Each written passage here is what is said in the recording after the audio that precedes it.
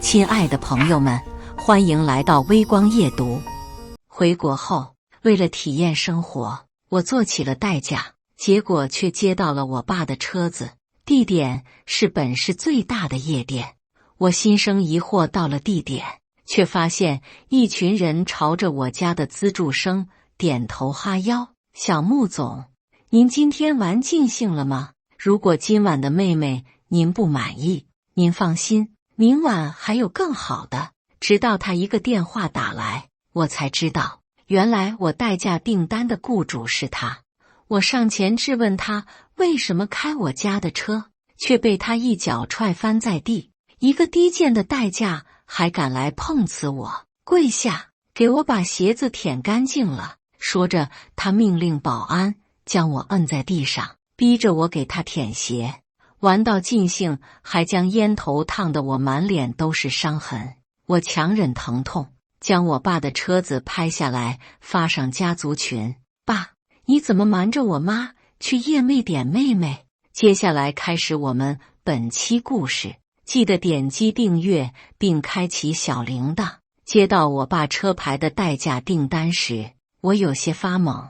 我爸一向不喜欢夜店，他怎么会来这里？紧接着，代驾雇主就给我打来电话，对方语气极其不耐烦：“你怎么还不到？要是让小穆总等急了，我一定投诉你。”我有些听不清，只以为是我爸出了什么事，于是骑着小电驴飞速赶往夜妹。结果刚走到夜妹门口，就看到一群衣着暴露的男男女女簇拥着一个男人走了出来。小穆总慢走，小穆总，下次再来玩啊！我一眼就认出来，那个男人是谢安。可是他不是我家资助的贫困生吗？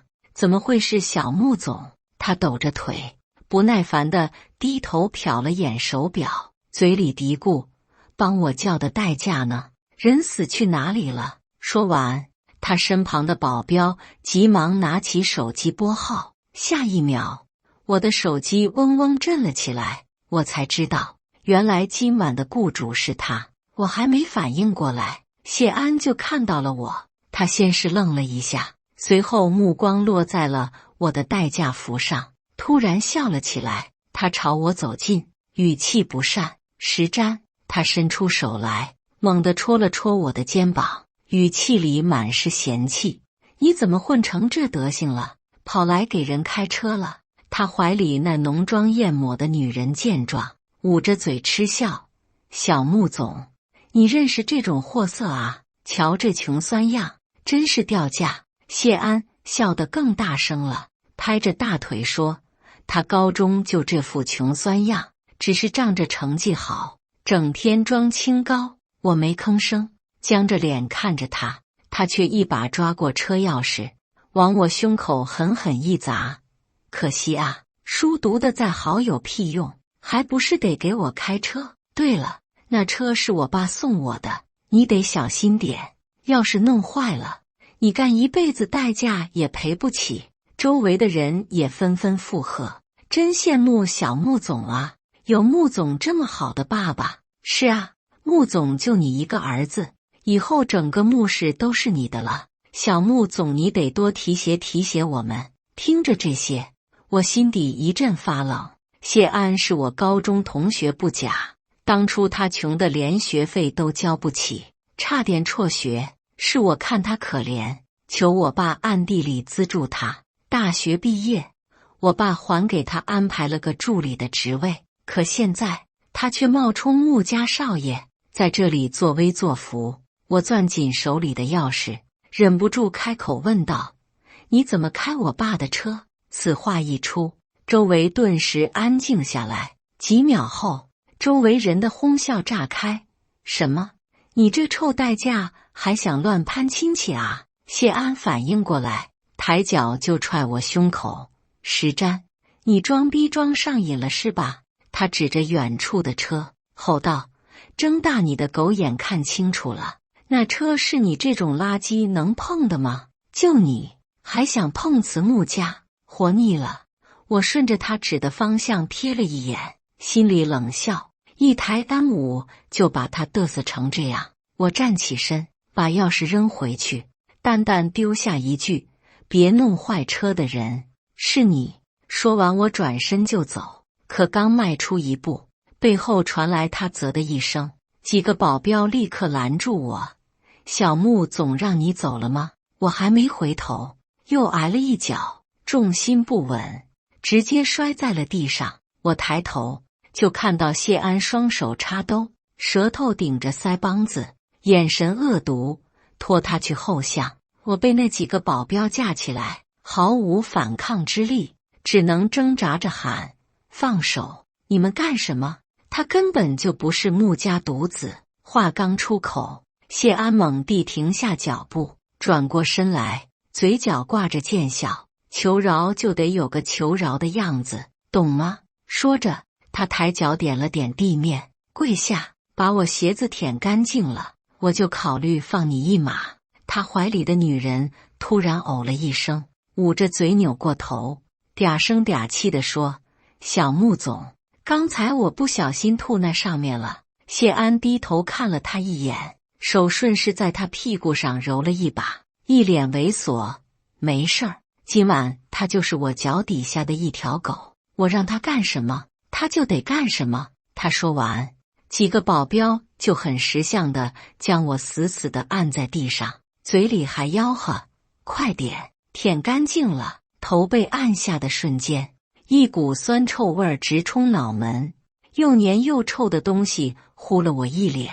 我憋着一口气吼道：“谢安，你别太过分了！”听到我直呼他的名字，周围看热闹的人群中有人小声议论：“小穆总怎么姓谢？”谢安脸色一沉，狠狠瞪了一眼说话的人，不耐烦地解释道：“谁不知道穆家独子是随母姓啊，少见多怪。”他说着，像是为了证明自己真的是穆家少爷，哗啦啦从怀里掏出一沓钞票，一把撒向空中，大声说道：“我谢安在这里要风得风，要雨得雨，谁敢再乱说，别怪我翻脸不客气。”钱一撒，周围的人立马一窝蜂地趴在地上抢，一边抢一边谄媚地说：“就是小穆总那么大方，怎么会是假的呢？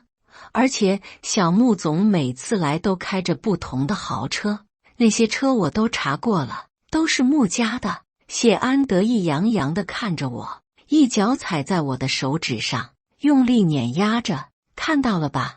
你这只臭虫的话在这里可没人信，你就是嫉妒我，嫉妒我出身好，家世好，你这种人就活该一辈子被我踩在脚底下。”他边说边使劲碾，手指骨头都快被他踩断了，疼得我冷汗直冒。他见我这副死撑的模样，气不打一处来，扭头朝那群捡钱的人吼道：“聋了，没听见我说话？拖他去后巷！”说完，我再次被那几个保镖架起，拖进了夜魅的后巷。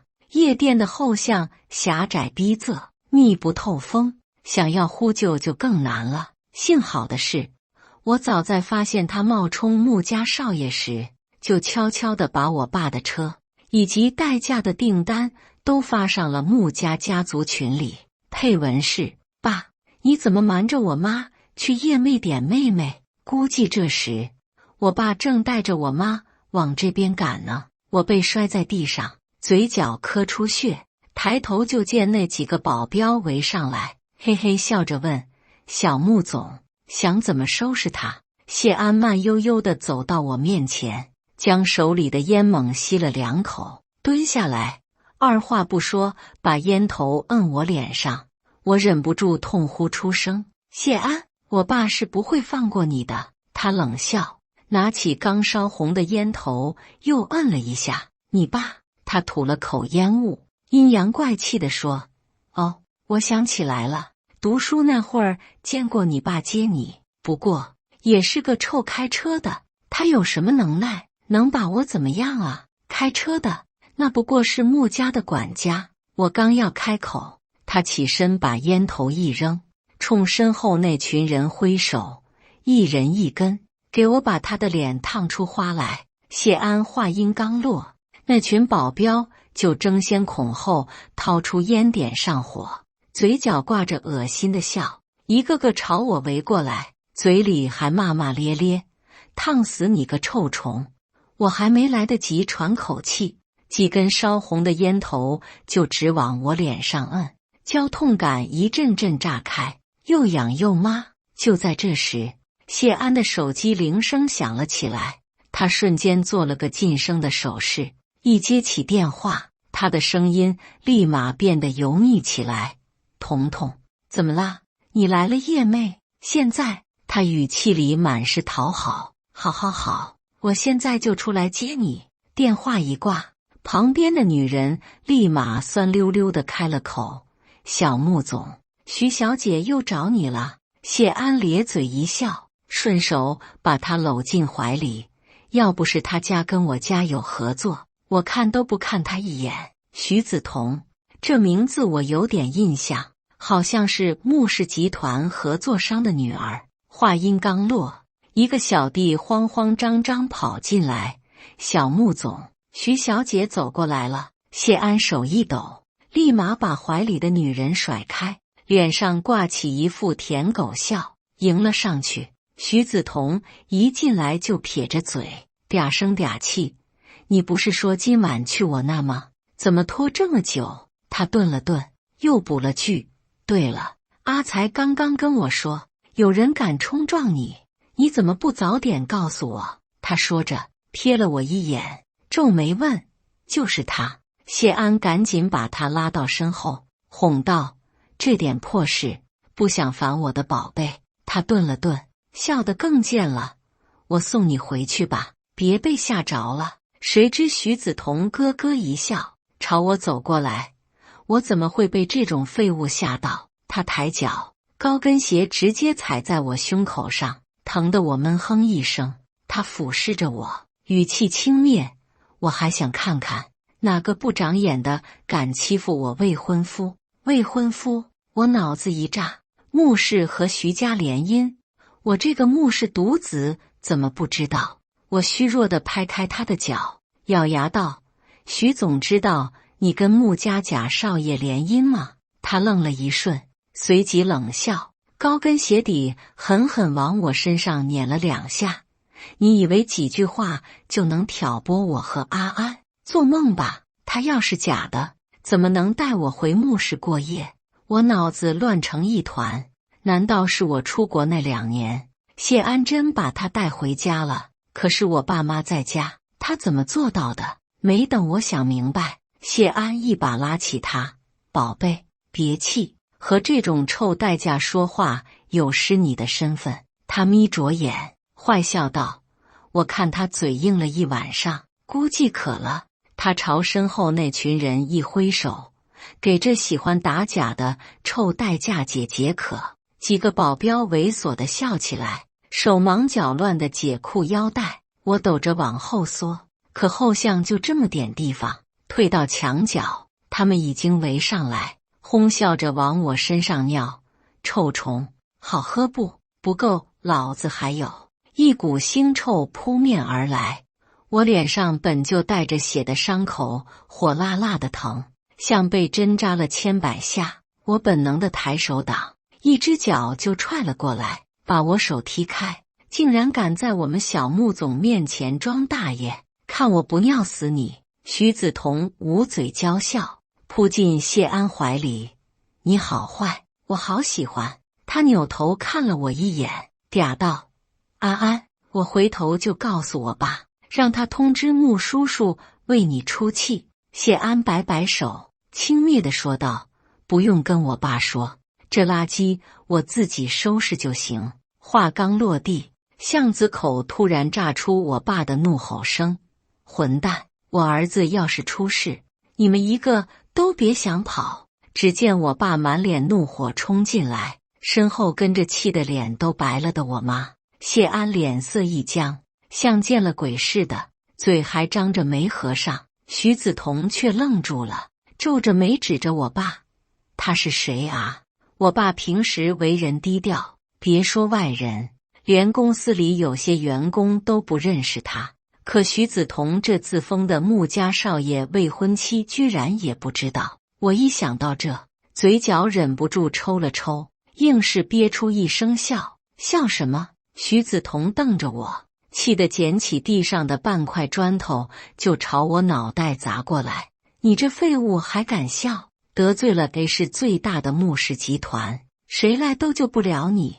我疼得眼前一黑，直接躺在了地上。我爸已经大步冲到我面前，低头看了看奄奄一息的我，猛地扭头盯着谢安。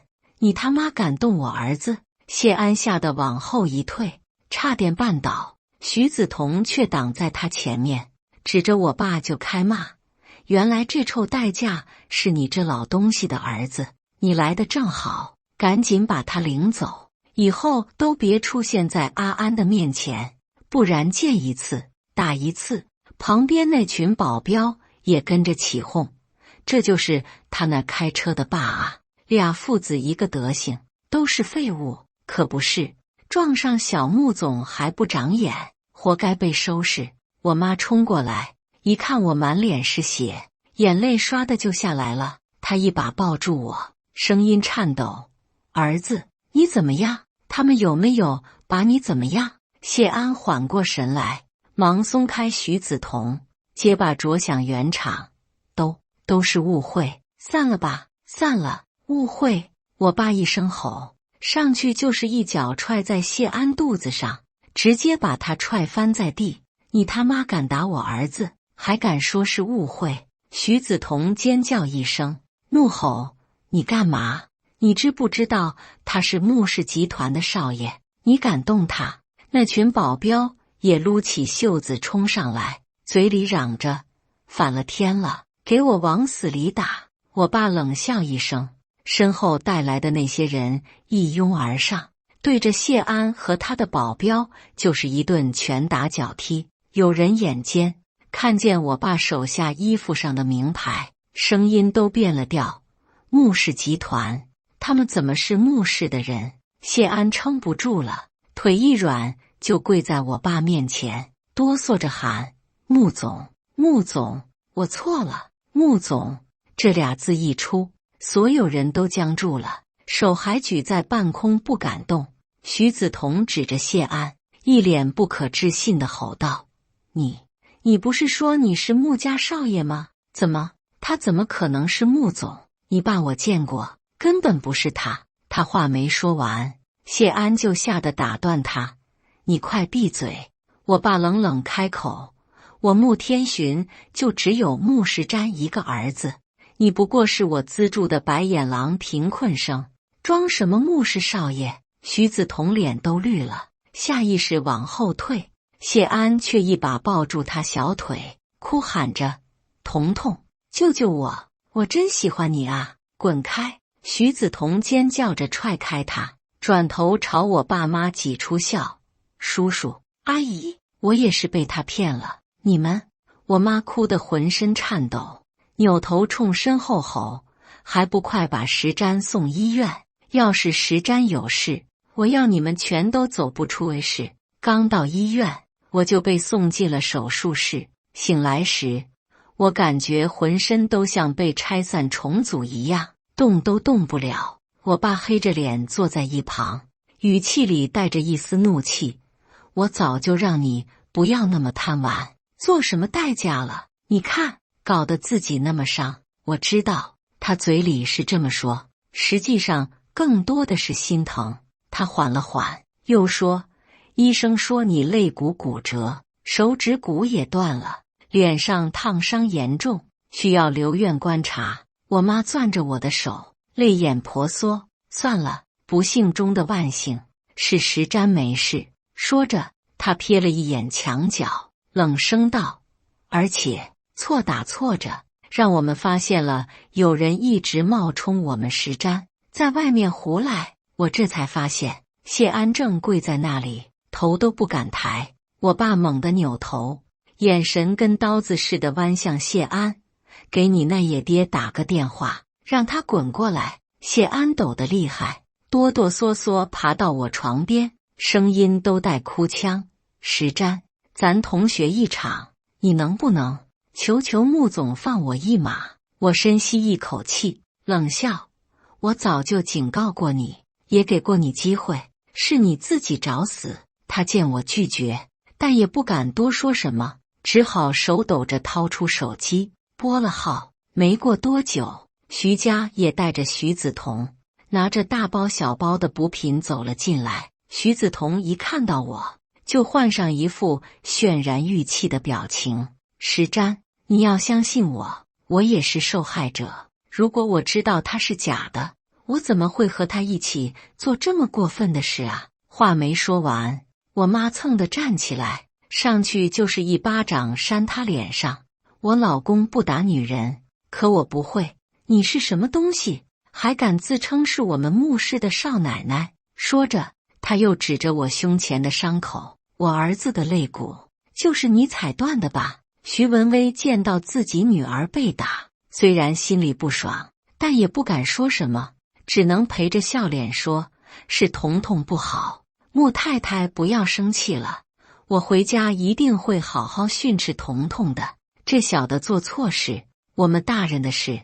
我爸不耐烦地一挥手，说：别多费嘴舌了，徐家的生意我们穆氏永不合作。这话一出，把徐文威两父女吓得嘴唇哆嗦。穆总见状，谢安突然笑了一声：活该。徐子彤听到后，一把扯着谢安的衣领，哭喊着骂道：我被你这个假货害死了，全都是因为你。谢安也不装了，一把将他推开，嘲讽着说：你别把自己说的那么高清，你不也以为我是穆家少爷才和我上床的吗？你之前跪舔我的样子是不是都忘了？你……徐子彤气得脸色发白，指着谢安半天说不出话来。徐文威气得一拳挥在他的脸上：你再说！就在这时，病房门被人一把推开，一个穿着劣质西装、戴着假表、一脸横肉的男人气势汹汹地走了进来。他一进门看到这幅场景，不由分说就将徐文威推开。我说：亲家，你怎么敢打我穆天寻的儿子的？徐文威愣了一下，低头笑了一声，指着谢安：你说他是谁？那男人嗤笑一声：我是穆氏集团总裁，他是我儿子。你说他是谁？谢安拉了拉他的裤腿，小声说：别说了。也不知道那男人是装上瘾了，还是误会了谢安的意思，扬起下巴说：怎么不能说？姓徐的，我告诉你，要不是我儿子看上你女儿，我们穆氏早就和你们翻脸了。你现在还敢在这里教训我儿子，有你后悔的。我爸气得直摇头，一拍手，门外就走进来几个帽子叔叔，他们手里拿着路政器，冷声道：你知不知道冒充他人牟利是违法的？那男人这才意识到情况不对，看了看周围的人，又看了看谢安，结结巴巴地说：怎么回事？说完，他又看了看我爸，似乎明白了什么，转身就想拉起谢安跑，结果却被帽子叔叔一把拿下。帽子叔叔翻出那男人的身份证：谢兴，你跟谢安什么关系？谢兴愣了愣，突然扑通一声跪下，嗓子发颤：求求你们放过我儿子，这些馊主意都是我出的，跟他没关系。我就是个农民，啥也不懂，就想让他过得好点。他一把鼻涕一把泪，头磕的地板砰砰响。我和爸对视一眼，谢安的真爸，可谢安却红了眼瞪着他，朝他怒吼：谁是你儿子？帽子叔叔皱眉，指着谢安，让他闭嘴。随后又看向谢兴，公事公办地问：为什么做这种事？谢兴抬起头，瞥了谢安一眼，眼泪哗哗往下掉。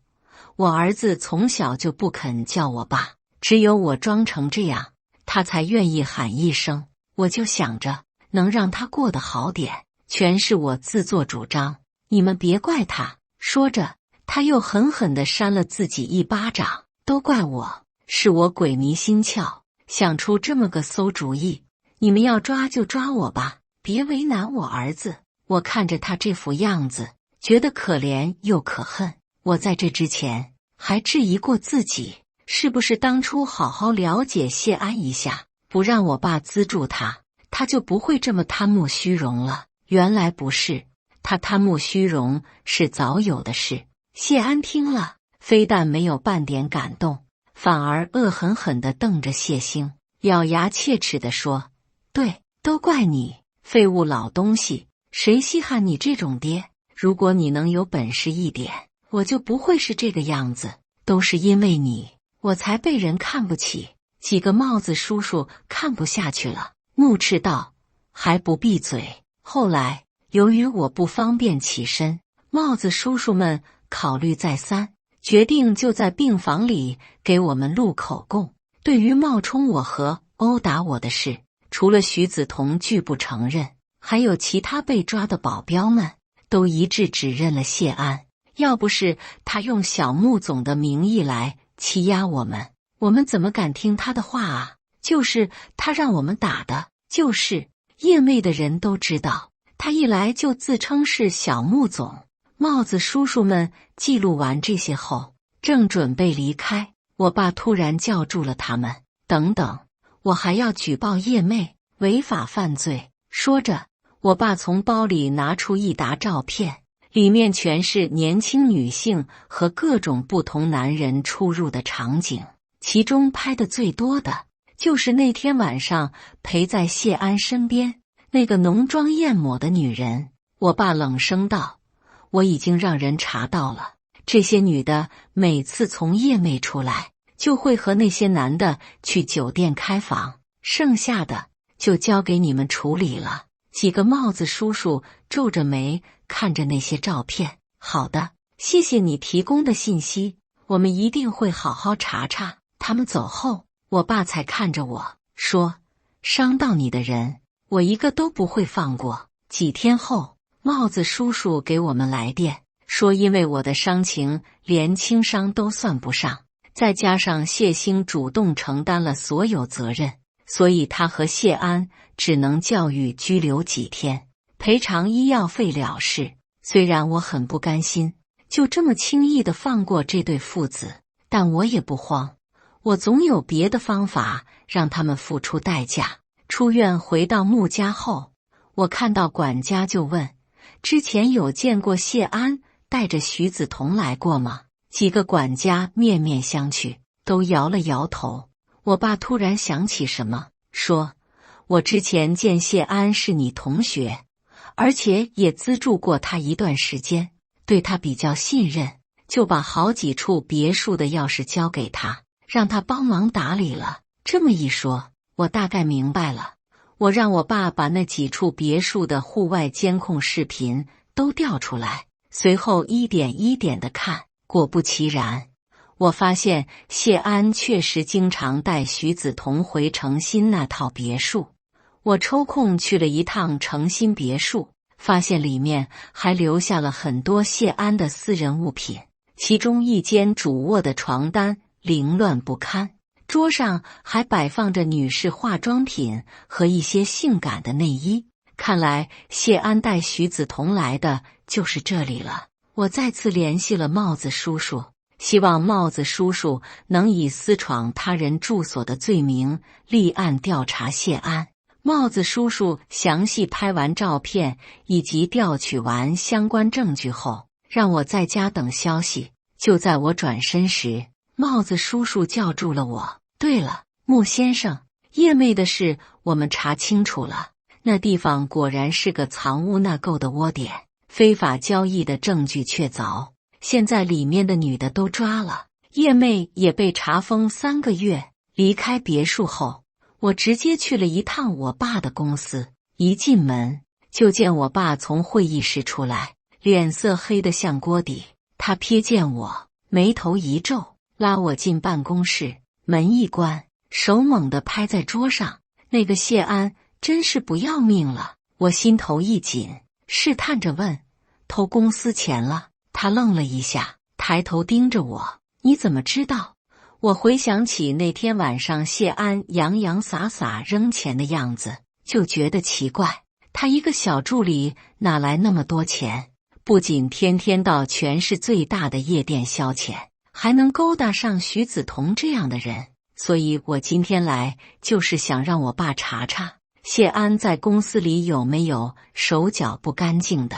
结果我爸比我还快一步，我爸甩出一叠文件，指着上面的数字咬牙道：不查不知道，这谢安这些年假开票乱报销，还敢冒我的名签字，非法转移公司资产，白眼狼，养不熟的白眼狼。我扫了眼文件，金额不算小，够谢安吃几年牢饭了，这下他跑不掉了。回到家，我刚坐下，私家侦探的电话就来了。穆先生，谢安又去城南那家夜店了，照片刚发你。我点开一看，只见谢安左搂右抱，满脸酒气，还是那副嚣张跋扈的样子。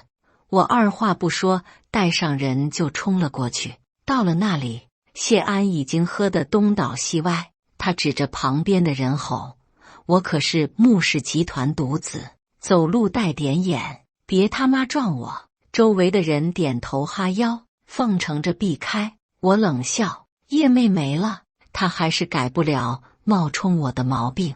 我大步走过去，端起桌上的冰水，哗啦一下泼他脸上。谢安，他猛地抬头，醉眼瞪着我：你等看清是我！气焰瞬间蔫了，低声嘀咕：我这就走，这就走。我一把摁住他肩膀，力气大的他动弹不得。这次想跑，门都没有。他还没反应过来，几个帽子叔叔冲上来，咔嗒一声，手铐直接扣他手腕上。旁边的人傻眼了，有人结结巴巴地说：他不是小穆总吗？你们怎么敢？帽子叔叔冷声打断：他就是个冒充他人身份的惯犯了，这位才是真的穆先生。人群里炸开了锅，有人啐了一口：这死变态刚还想约我出去，幸好我没搭理。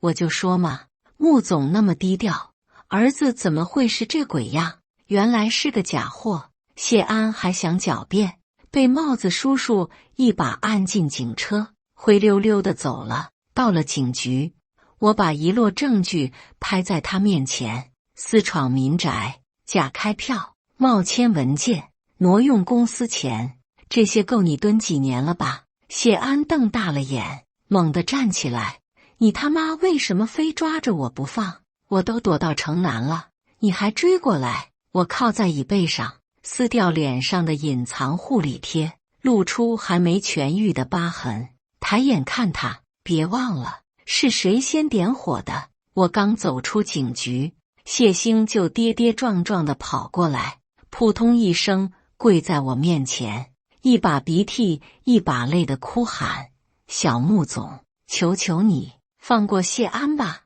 他还年轻不懂事，你大人有大量，就饶了他这一次吧。他却一把抓过车钥匙，往我胸口狠狠一砸。可惜啊，书读的再好有屁用，还不是得给我开车。而且我摇了摇头：你觉得他会改过自新？就今天，他都还在冒充我的身份骗人。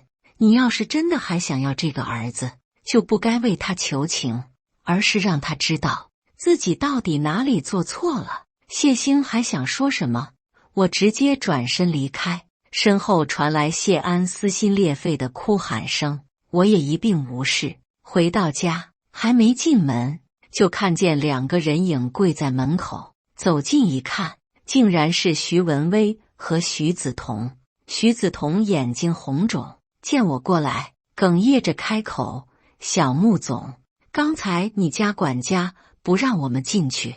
我淡淡嗯了一声：我吩咐的，有事。徐文威扑通一声跪下，哭得鼻涕都甩出来了：小穆总，求你大发慈悲，让穆总跟我们合作吧，不然徐家真活不下去了。今天债主都堵到家里了，他们还说再不还钱就要把彤彤抓走，我就他一个女儿。我冷笑一声：你们都这么爱跪，那就跪着吧。说完，我头也不回地进了别墅。客厅里，我妈站在落地窗前，望着外面叹了口气。徐家本来就什么也不是，要不是徐太太跟我同学一场，我才懒得搭理他们。她转头看我，眼神有点复杂。我们一样，都看错了人，以后谁该帮，谁不该帮，心里得有数。我点了下头，没吭声。1个月后，谢安的庭审总算到了，可没等到人出庭，就传来消息，押运途中出了大车祸，谢安被撞得昏迷不醒。帽子叔叔后来告诉我，谢安醒是醒了，可成了半身不遂的残疾人。我特意去医院看了一眼，他躺在病床上，脸色白得跟纸一样。见我进来，突然跟疯了似的喊：“你还来干什么？你说是不是你搞的鬼？”我笑了笑，慢悠悠地说：“夜魅是最大的夜店，你自己想想，那帮开夜店的是什么人？你害得他们停业3个月，砸了他们多少生意？你得罪的可不光是我。”我瞥了眼门外，低声道：“谁知道这医院里有没有他们的人？”谢安的眼神瞬间慌得不行。护士端着针管刚进来，他立马扯着嗓子吼：“滚出去！别他妈碰我！”几个医生冲进来按住他，他却跟野兽似的挣扎，嘶吼着从床上摔下去，狰狞得像个鬼。我看着他这副疯样，心里笑疯了。没多久，徐家彻底垮了，破产的消息传得满城风雨。谢安也被送进精神病院，天天自残，最后死得挺惨。而我最终还是同意了，接手我爸的穆氏集团。从此人人都知道，小穆总叫穆石瞻。感谢大家的观看，本期故事精彩吗？欢迎大家在下方评论区吐槽。如果你喜欢这类故事，记得点击订阅微光夜读，并分享给更多的人，这会对我帮助很大。再次感谢大家的观看。